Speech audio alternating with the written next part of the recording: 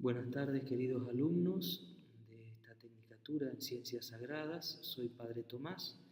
Estamos en esta nueva clase virtual de Antropología Teológica y queremos dar inicio al segundo capítulo de la materia, que es el hombre, ¿no? En el primer capítulo hablábamos sobre la creación, pero ahora queremos hablar sobre el hombre. Nosotros tenemos que saber que el hombre precisamente es el punto de partida de la teología, ¿no? ¿Por qué? Porque es el hombre el ser que ha sido interpelado por Dios y por lo tanto la teología parte sobre esta pregunta, ¿no? ¿Qué es el hombre?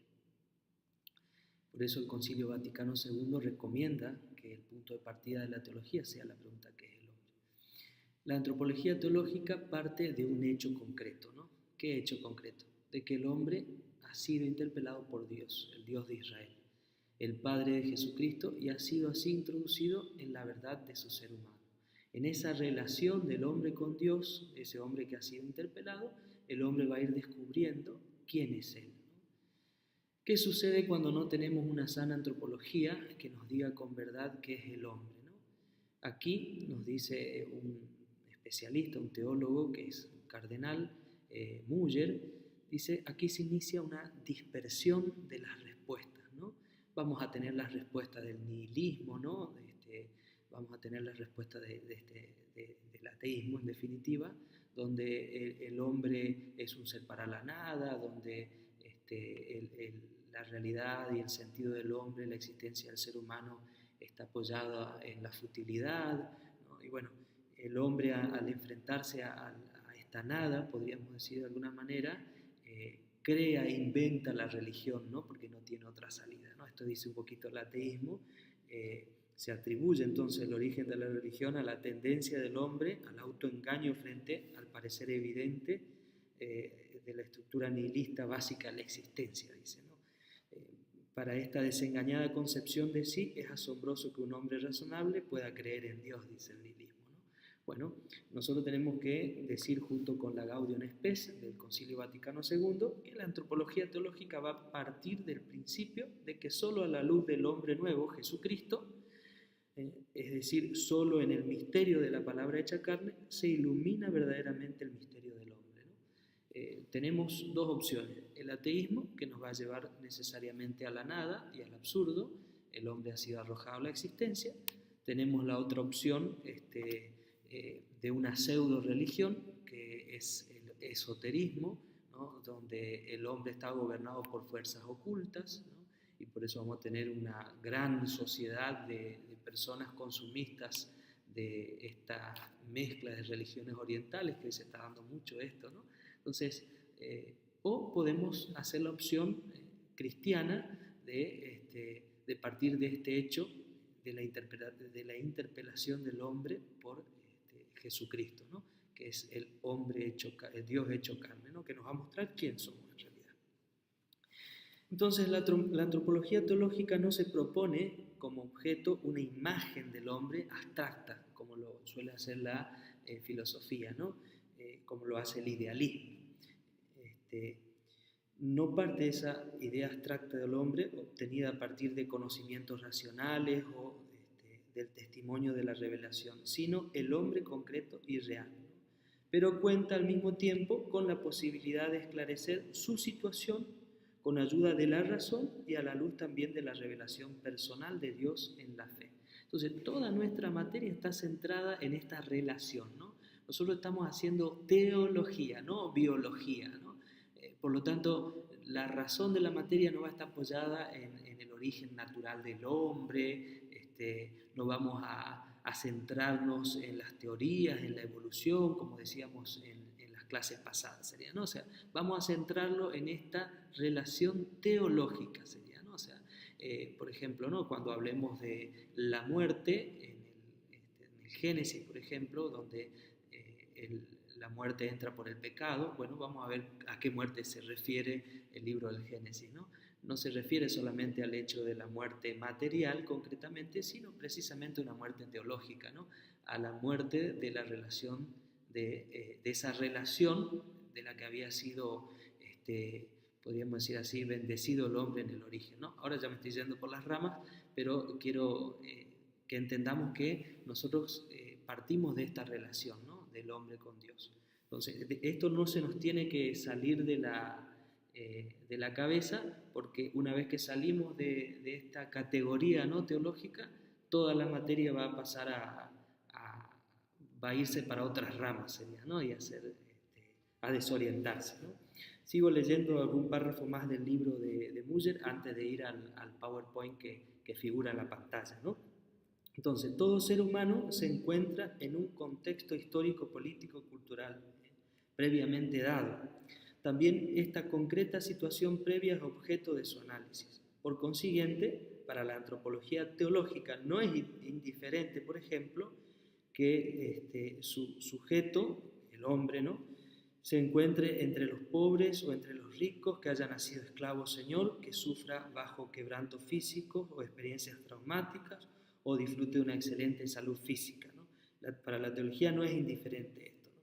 Entonces, la antropología teológica no le adviene su aspecto unitario a partir de la concepción abstracta de la esencia del hombre, más allá de su constitución concreta e individual, sino porque entronca con una opción de Dios a favor de cada persona, cognoscible, merced a su autocomunicación histórica a los hombres, justamente en la situación y bajo las condiciones de su existencia individual. ¿Qué quiere decir con esto el Müller, ¿no? El cardenal Müller? Es decir, el hombre, visto por la teología, no es una idea abstracta, sino que la teología va a mirar al hombre en su realidad concreta, ¿no? Y todas sus potencialidades, ¿no? El hombre que sufre, el hombre pobre, también el hombre que goza de buena salud, ¿no? Bajo la condición de esa existencia individual se hace la reflexión teológica. Bien, el hombre es un ser condicionado por la historia, con experiencias básicas, contrapuestas y concepciones radicalmente enfrentadas entre sí. Solo se hace luz en la pregunta sobre qué es el hombre cuando se contempla su relación a un origen trascendental y a un fin que supera el universo creado.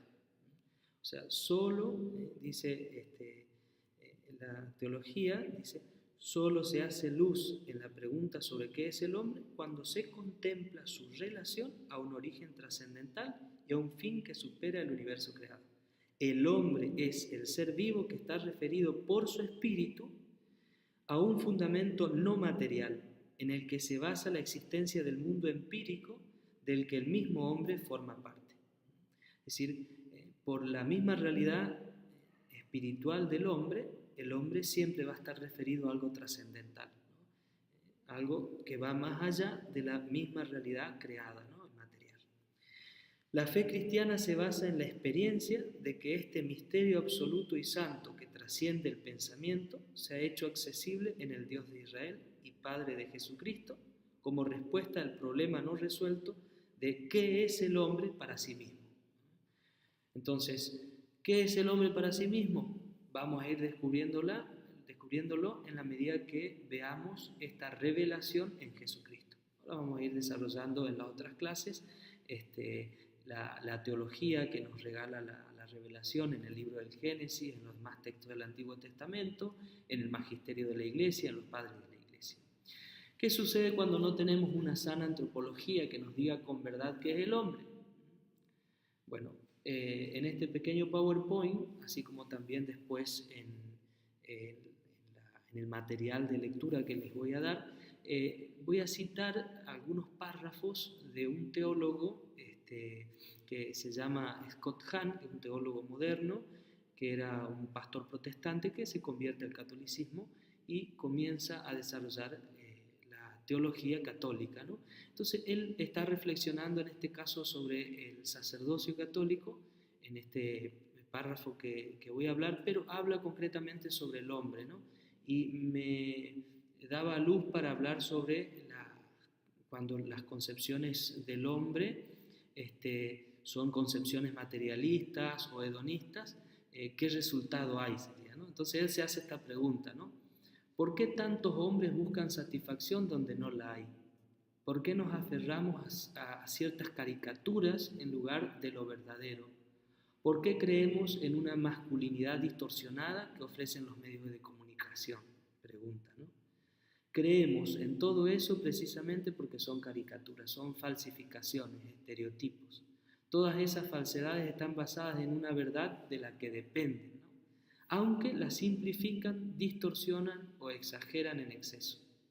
Cuando los medios de comunicación reflejan al hombre como libidinoso, agresivo, avaro, están distorsionando en extremo los auténticos roles del varón. Roles paternales, es decir, de dador de vida, protector y abastecedor. ¿Qué ocurre cuando estos roles se van seccionando entre sí, escindidos de la paternidad, privados de su significado real y profundamente teológico? Cuando esto ocurre, nos encontramos en la sociedad con hombres como los que aparecen en los medios de comunicación. Y cuando esto nos ocurre a nosotros personalmente, nos hundimos en una profunda frustración, confusión e insatisfacción. Esta verdad la vemos bien clara en nuestros jóvenes, ¿no? Que quieren llegar a ser como tal estrella de rock, o como la persona que de alguna manera la consideran su ídolo, su referente, ¿no? Y vamos a ver cómo la persona termina cayendo en una profunda confusión e insatisfacción precisamente porque el modelo de hombre que tiene a la vista y a lo que aspira o a lo que se le dice que tiene que aspirar es una imagen distorsionada de lo que es realmente el hombre. ¿Qué razonamientos están detrás de estos estereotipos que nos ofrecen los medios de comunicación? Bueno, estos mismos razonamientos ateos y materialistas, ¿no? Voy a citar algunas ideas que manifiestan estos razonamientos, ¿no? El hedonismo, por ejemplo. ¿Qué dice el hedonismo?